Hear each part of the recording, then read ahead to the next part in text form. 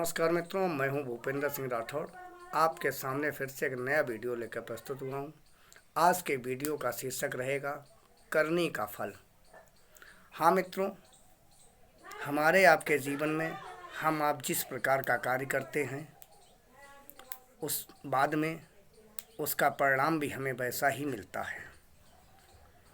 मित्रों, संत महात्माओं ने भी कहा है, वेद पुराणों में भी हमने सुना है, पढ़ा है कि चार वेद छे शास्त्र में बात लिखी है दोय, दुख दीने दुख होत है, सुख दीने सुख होत।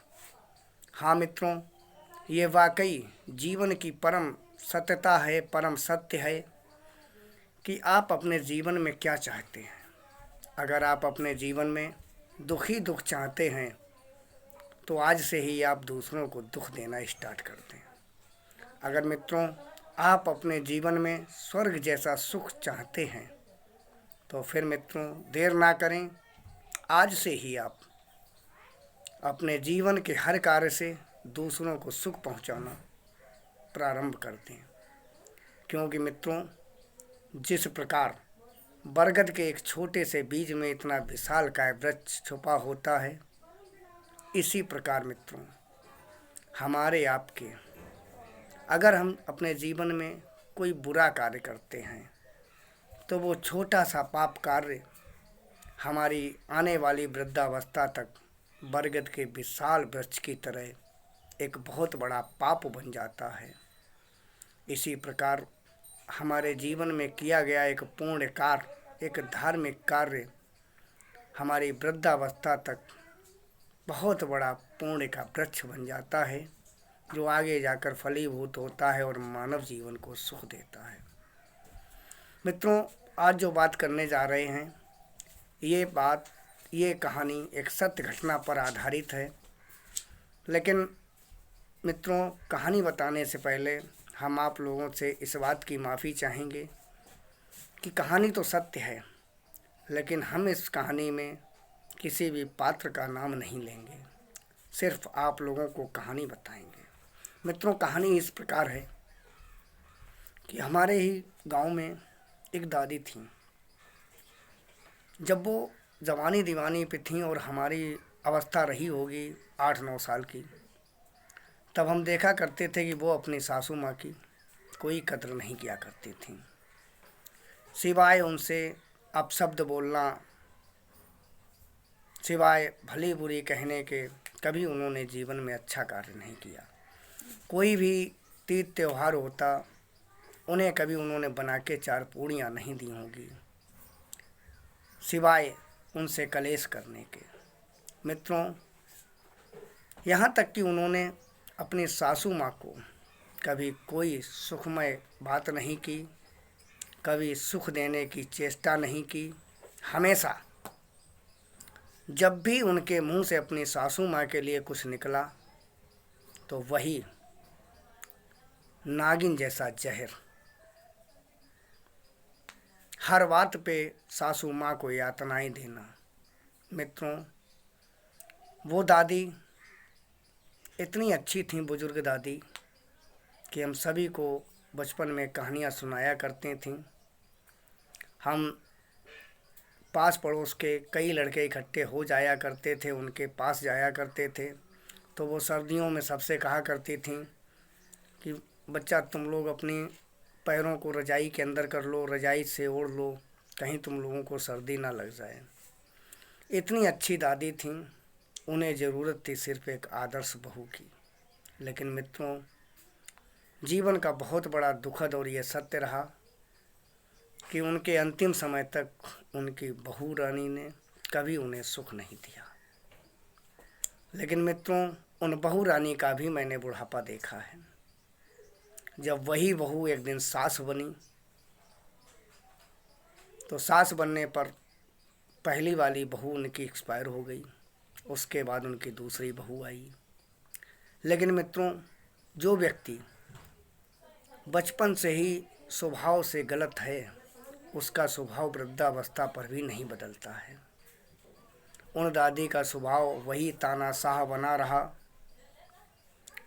बाद में उनकी भी किसी ने कोई कदर नहीं की।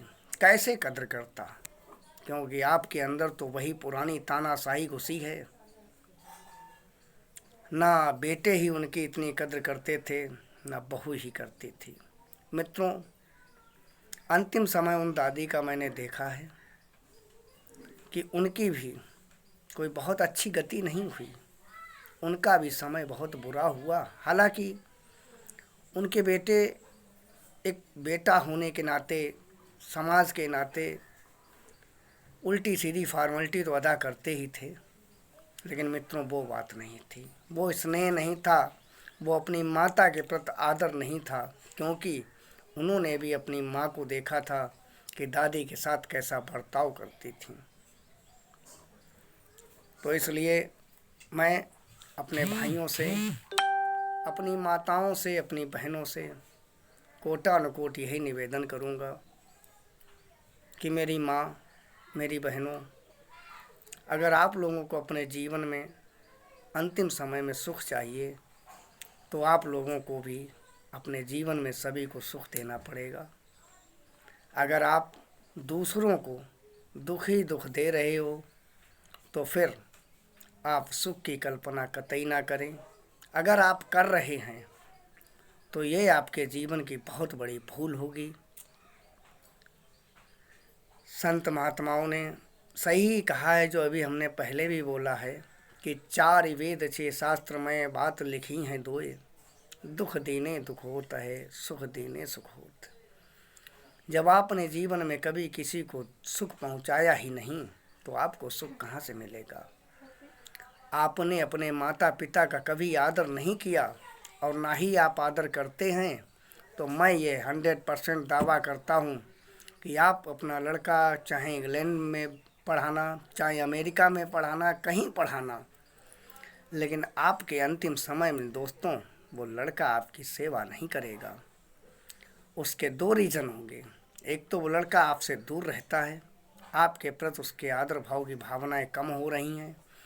दूसरा, आपने जो अपने माता पिता के साथ सुलूक किया है, वो माता पिता की बद्दुआएं और वो हाय कहाँ जाएगी मित्रों।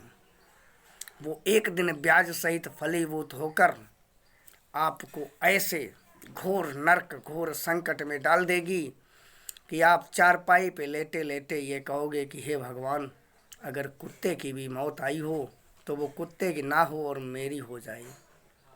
इसलिए मित्रों, जीवन का कोई भरोसा नहीं होता है, कब कौन इस दुनिया को अलविदा कह जाए। इसलिए आप जब तक जिंदा हो तब तक आप नेक दिल कार्य करो, अच्छे कार्य करो। मित्रों, इस दुनिया पर, इस धराधाम पर मरना उसी का होता है जिसके मरने पर, जिसके जाने पर हजारों आंखें नम हो जाएं। वाकई उसी का धन्य जीवन होता है। जो जाता है तो उसे अंतिम यात्रा तक सैकड़ों छोड़ने जाते हैं और वहाँ बैठकर कहते हैं कि वाकई मित्र बहुत अच्छा था। अच्छा मित्रों, अब इस चैनल में आपसे, इस वीडियो में आगे हम क्या बोलें, अपनी वाणी को यहीं विराम देना चाहेंगे। बोल भगवान भोलेनाथ की जय, मैया पार्वती की जय।